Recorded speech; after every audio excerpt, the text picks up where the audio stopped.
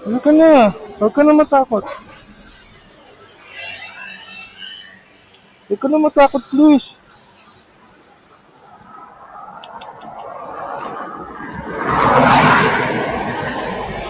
Ano na? Hindi ako dog lover. Hindi ko alam. Mamaya agatin mo ako eh. Yung na. Huwag mo ka agatin ha. Halika na. Huwag mo ka agatin.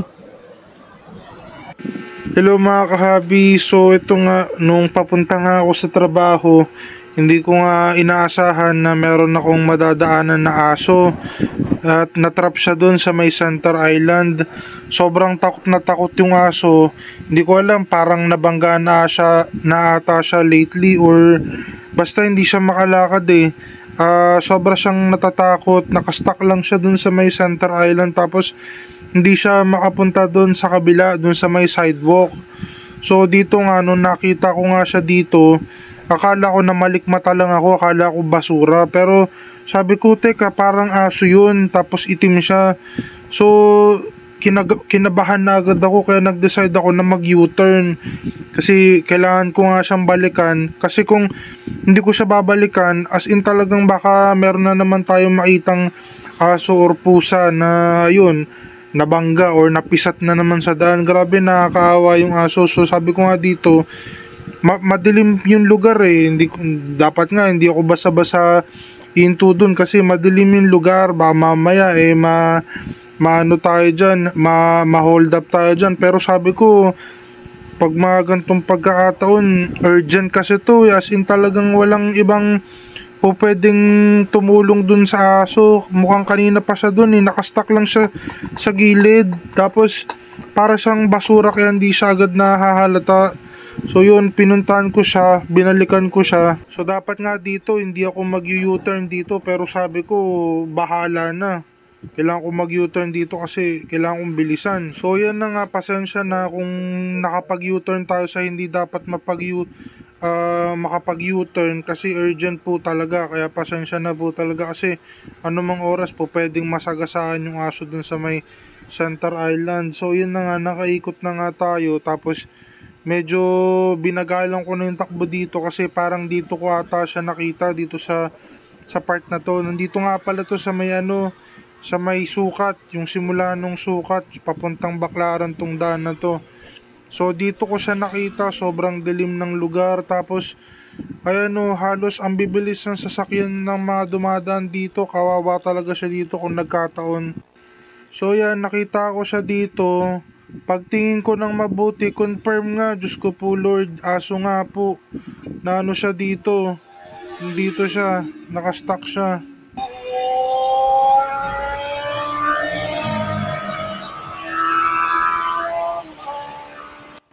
So yan nga, sinusubukan ko siya na papatawid din dun sa kabila, dun sa may ano, sa may lakaran ng tao, kasi kung dito siya sa gitna, eventually magugutom or mauuhaw siya dyan. It's either mamamatay siya sa gutom or sa uhaw, or pipilitin niyang tumawid dun sa ano, sa kabila. Eh kapag tumawid siya, baka talagang masagasaan siya. At saka parang iika-ika na siya eh, nung sinubukan niyang lumakad. Tapos may dumaan nga na malaking truck, as in talagang kabado na ako dito kasi baka mabangga din ako. So yun nga, pinapakiusapan ko siya dito na baka po pwedeng tumawid na siya, pero natatakot talaga siya eh. Kahit anong pakiusap ko sa bagay, ba't nga ba ako makikiusap? Iaso to, hindi naman ako maiintindihan ito. Pero dahil desperado na ako na mapatawid siya, kinausap ko na din kasi natatakot na ako, baka mabangga din ako dito eh, kasi madilim talaga yung lugar eh. At saka ang bibilis kasi ng mga sasakyan dito. Kaya sabi ko, tumawid na siya, tapos may mga malalaking truck pa na dumadaan. So mga ganito ang pagkakataon eh, talagang napatawag na rin ako sa Panginoon kasi talagang nakakatakot talaga yung ganitong sitwasyon eh. Baka mabundol din ako sa likod eh. Parehas pa kaming mabangga nitong asong to, kaya sabi ko, Lord, patawirin mo na tong aso na to. Nagbabalak na ako dito na kuhanin siya or buhatin siya, kaso nag-hesitant pa talaga ako kasi baka mamaya ako naman yung kagating niya. Dito na. Mapapahamak tayo parehas dito pag hindi ka pa tumawid. Tara na. Ayun na, wala na sasakyan. Dito, pinipilit Tuloy ko ka talaga ba? siyang tumawid pero ayaw niya. Siguro na-trauma na siya kasi parang iika-ika na kasi siya eh. Parang nasagasaan na siya. Huwag mong kakagatin. Huwag mong kakagatin ha. Halika na, tawid na tayo. Hindi kita iiwanan dito. Bahala ka. Konti na lang oh.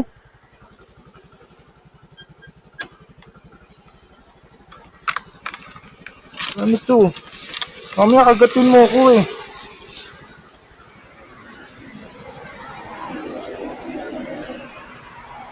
Huwag mo kakagatin ha.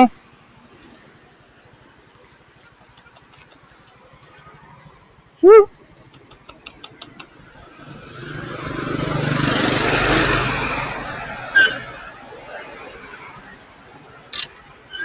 Yari tayong dalawa dito. Alam mo ba yun? Wala nang ibang hihinto sa'yo dito. Ako na lang. Woo!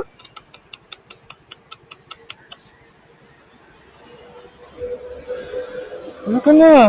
Huwag ka na matakot. Huwag ka na matakot, please.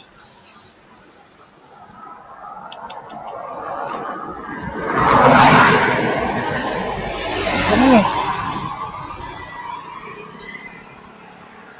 Hindi ako dog lover. Hindi ko alam. Mamaya agatin mo ako eh. Doon na. Huwag mo kakagatin ha. Halika na. Huwag mo kakagatin. Bubati kita.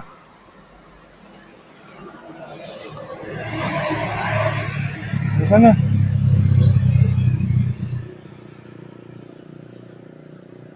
Let's go. Saan ka ba?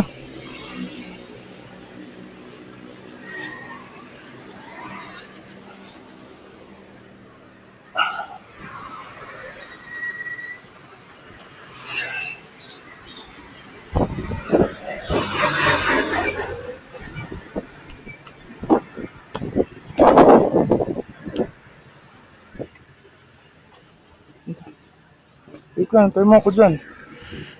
So yun po, sa tinagal-tagal namin na na-stuck dun sa Center Island pareho, buti naman, awa ng Diyos, nagtiwala na siya. Hindi rin kasi siya agad nagtitiwala sa mga, sa tao eh, sa akin yan, nandiyan na siya. Hindi agad siya nagtiwala sa akin kasi talagang natatakot siya. Well, sa bagay, takot din ako sa kanya eh. Takot din siya sa akin kasi stranger kami pareho eh. Hindi rin naman ako dog lover or dog whisperer para malaman kung paano ko ba siya papakiusapan na bubuhatin ko siya at saka dadaling ko siya dun sa may Center Island. Di rin naman kami nagkakaintindihan dalawa. Bali talagang hinipo-hipo ko na lang siya para maramdaman niya na hindi ako threat para sa kanya. Tas yan, binigyan ko na lang siya dyan ng biscuit kasi pasok pa ako sa trabaho. I don't have much ha. Pero at least kahit pa paano, wala ka na sa gitna ng daan. Oh. Pinakaba mo ako. Huwag ka na pupunta sa gitna ng daan ha. Oh. Okay ka lang ba? Ha?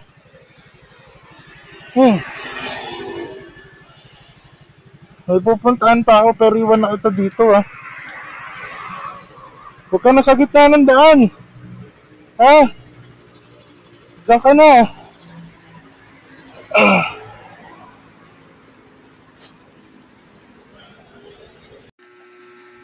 So yun, iiwan ko na siya dito kasi papasok pa ako sa trabaho.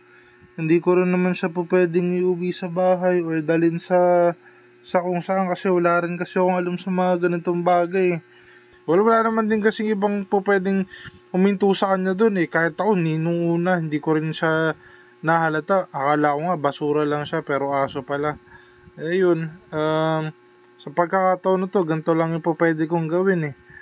Limited din kasi yung resources natin. Hindi naman natin siya po pwedeng dalhin sa dog pound kasi wala naman ako alam na dog pound dito or sa kung ano, ewan ko ba dito sa lugar na to, para bang lahat wala naman atang libre dito eh. Pag dinala ko siya sa vet na walang bayad, ang alam ko doon pa yun sa Maynila, nasa Paranaque ako. Hindi ko rin alam kung paano siya dadalhin doon. Pero nung nakita ko siya, parang may tama na kasi talaga yung paa niya eh. So kung kilala nyo man yung aso na yan, dito yan sa may sukat Paranaque, baka po pwede pa-rescue na lang po. Kasi limited din po yung resources ko, hindi ko po siya talaga po pwedeng iuwi or ma-rescue. And papasok pa po ako sa trabaho. Ang mahalaga, natanggal natin siya dun sa Center Island, hindi siya mababangga dun. Ayun nga, nakatulala siya sa akin nung umalis siya eh. Talagang nakakaawa man, pero wala akong magagawa eh. Hindi ko siya po pwedeng isama. So yun lang, sana pag may nakita kayong mga hayop sa daan, huwag nyo naman sanang banggain. Kasi may buhay din po yung mga yan. Yun lang po, ride safe po sa inyong lahat.